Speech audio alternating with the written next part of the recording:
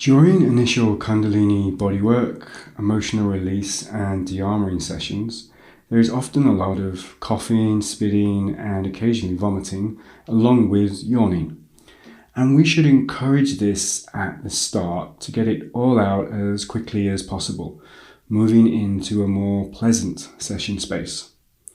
Swallowing what comes into our mouth during this Ujjayi breath is literally swallowing all the emotions back down. And in a way, it's quite nice that an emotional toxin release is accompanied by a physical one. Occasionally, we might find breathing to be impossible through our nose because our sinuses are blocked. And in these cases, it's okay to breathe in and out through the mouth.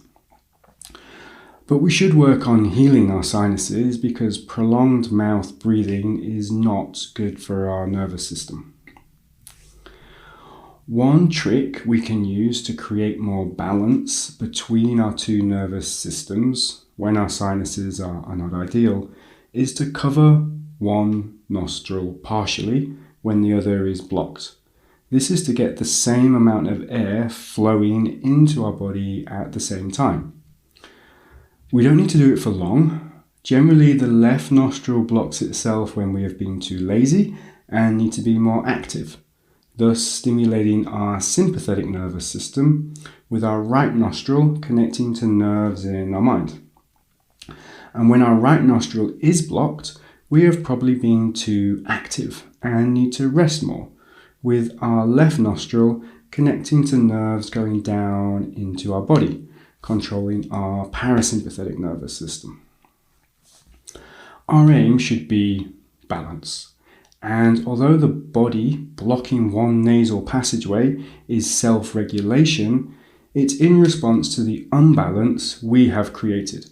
So this exercise is saying, hey body, I'm awake, I'm aware, let's come into balance now and practice.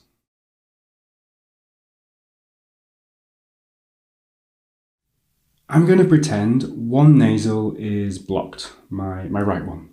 So I cover the left unblocked halfway and the right blocked nostril not at all.